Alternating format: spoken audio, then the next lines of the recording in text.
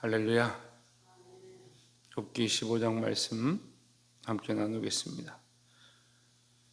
욥기 15장은 대만 사람 엘리바스가 욥의 빌론에 대해서 또한 다시 얘기하는 것이죠. 엘리바스의 빌론이다, 엘리바스의 두 번째 빌론이다, 이렇게 말하고 있습니다.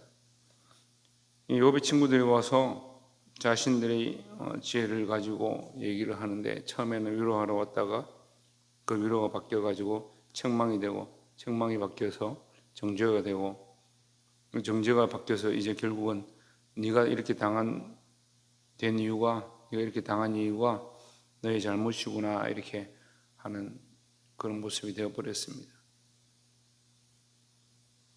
그래서 하나님의 목적은 결국 사랑이다.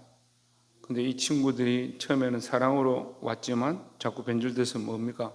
사랑과 위로는 없어지고 결국 자기들이 맞다, 네가 이렇게 된 것이 너의 잘못이 아니냐, 이렇게 정죄하는 것으로 바뀌어버리는 이것에 우리가 주목해 봐야 하는데, 우리는 끝까지 사랑한 자가 되어야 합니다. 예수님 오셔서 제자들을 사랑하시는데 끝까지 사랑하시니라, 이렇게 기록하고 있습니다. 우리는 영혼들을 사랑하고 교회를 사랑하고 생명을 사랑하는데, 어떻게 사랑하느냐? 잠시 내 감정에 따라서 사랑하고 시간이 지나면 잊어버리는 것이 아니고, 사랑하되 끝까지 사랑해야 합니다. 그래서 교회를 섬기는 사람들도, 아이들을 가르치는 사람들도 사랑하고, 어떻게 사랑하냐? 끝까지 주께서 맡기신 일에 충성해야 될 줄 믿습니다. 4절 말씀 보시면, 참으로 내가 하나님의 경외하는 일을 피하여 하나님 앞에 묵도하기를 그치게 하는구나 했습니다. 욥에게 네가 그렇게 말하면 너는 어렵고 하나님이 잘못됐구나, 너 그렇게 말하냐? 네가 어떻게 하나님 보고 잘못됐다라고 말할 수 있냐? 하나님 실수해서 너에게 이런 벌을 내렸다고 네가 말하느냐? 이런 혼란을 당한다고 말하느냐? 이렇게 욥을 정죄하는 거예요. 그리고 5절에 내 죄악이 내 입을 가르치나니 내가 간사한 자의 혀를 택하였구나. 네가 지금 거짓말하는구나, 이 말이에요. 거짓말하는구나. 6절에 너를 정죄한 것은 내가 아니요 내 입이라. 내 입술이 너를 쳐서 증거하느니라. 결론을 이미 내리고 있습니다. 욥이 네가 이런 혼란을 당하고 있고, 너희 자식이 다 죽고 네 아내도 떠나고 네 몸에 악창이 들어있고 네 재산이 다 빼앗긴 것, 그런 처참한 상황이 되어진 것은 분명히 이유가 있다. 무슨 이유냐? 네가 무엇인가 하나님 앞에 잘못한 것이다. 그 결론을 내리고 있으니까, 네 스스로 입으로 네 얘기를 들어보니까, 너를 위로하러 왔다가 네가 말하는 걸 들어보니까 너는 죄가 없고 너는 잘못이 없는데 이 일을 당했다고 하는 거 보니까 네 스스로 거짓말하는 것이다. 네 스스로 간사한 말을 하는 것이고 네 스스로 속이고 있는 것이다. 이런 결론을 내리는 거죠. 그러니까 하나님은 네가 잘못했기 때문에 너에게 이런 결과를 주신 것이니까 하나님은 항상 의롭다. 그러니까 너는 잘못된 것이다. 일반화시켜버리는 거예요. 일반화시켜버리는 거예요. 모든 우리 인간의 관점에서 좋지 않고 어렵고 혼란을 당하면 그거 다 죄악 때문이다, 너의 어떤 행동 때문이다, 이렇게 결론을 지어버린 거죠. 왜 이게 일반화가 되냐면 하나님의 관점을 똑바로 가지지 않은 겁니다. 혼란을 당한 자도 하나님 불쌍히 여기시고, 고와 과부도 하나님 안타까워하시고, 우리의 연약함도 하나님의 사랑으로 덮으시기 원하는데, 우리는 자꾸 이걸 일반화시켜서 좀 가난하거나 어려운 자는 죄로 인해서, 또한 잘못으로 인해서, 그 조상으로 인해서 저렇게 되고 있다라고 생각하고, 좀 잘되고 복받고 돈을 벌고 이렇게 하면 저 사람 참 잘했기 때문에, 충성했기 때문에 복을 받는구나, 이게 일반화시키는 거죠. 다 알 수가 없습니다. 우리 인생이 어떻게 그 잠시 일어나는 것들 보고 그게 복이고, 잠시 일어나는 거 보고 그게 결론이다 할 수 있겠습니까? 우리 인생은 너무 짧고 잠시 지나가는 먼지와 같은데,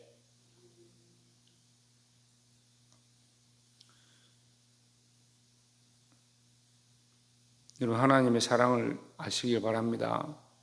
그 사람의 관점을 가지면 착각하고 이렇게 잘못 일반화시키기 쉽다.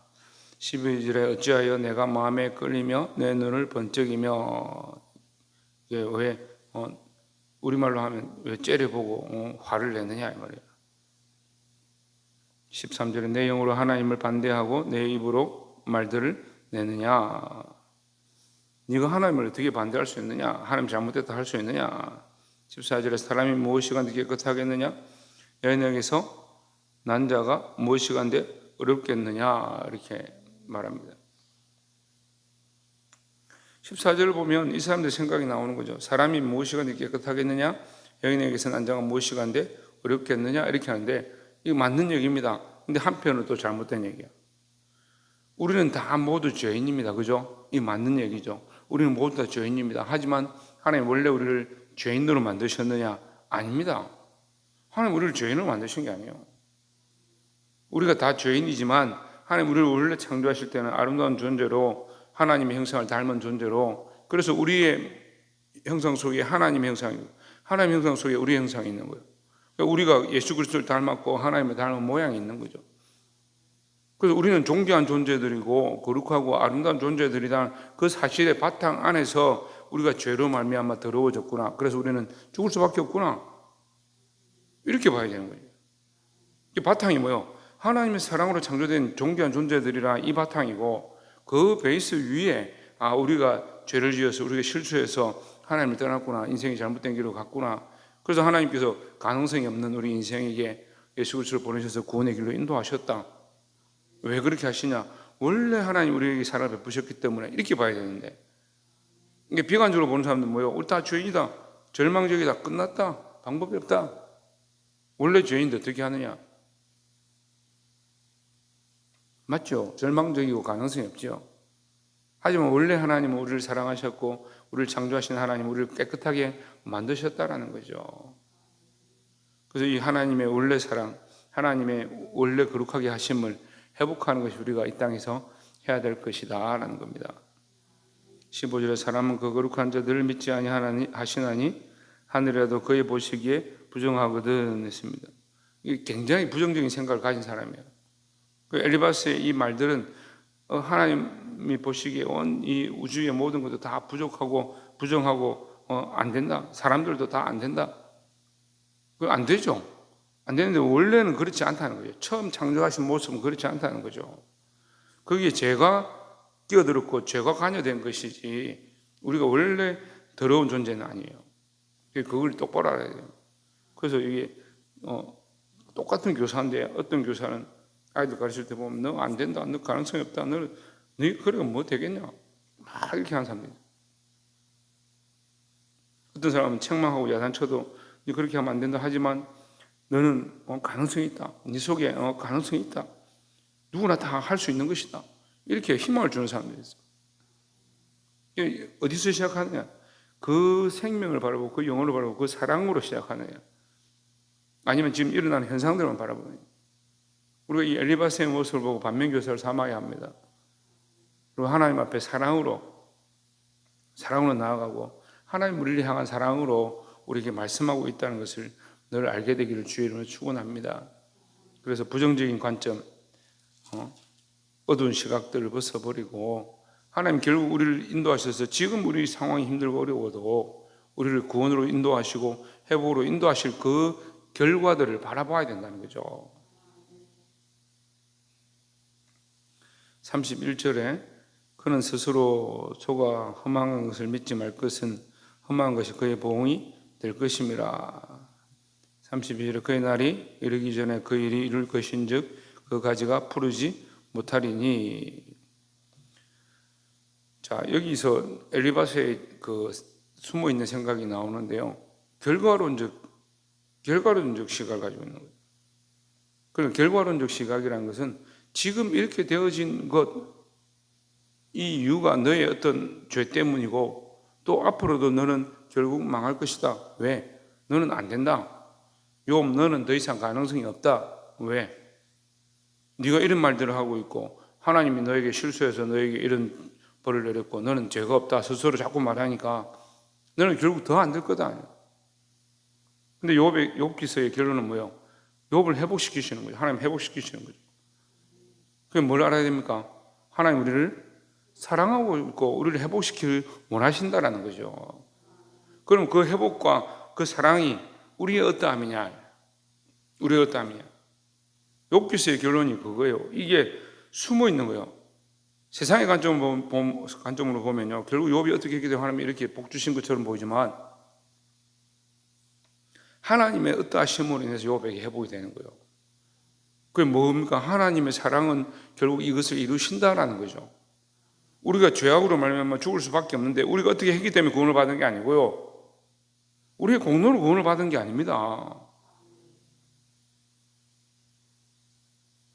우리의 공로로 구원을 받은 게 아니고 하나님의 그 사랑이 결국 이것을 이루셨다, 우리를 구원으로 이루셨다, 이끄셨다라는 겁니다. 33절에 포도 열매가 있기 전에 떨어짐 같고 감람꽃이 곧 떨어짐 같으리라. 이 결론적인 방향들을 계속 바라보고 있는 겁니다. 35절에 보면 그들은 악한 생각을 베고 불의를 낳으며 마음에 계율을 예비한다 하였느니라 했습니다. 자, 말씀을 맺겠습니다. 이 엘리바스는 결국 네가 욥아, 네가 이렇게 된 것 앞으로 너는 더 안 될 거다. 왜?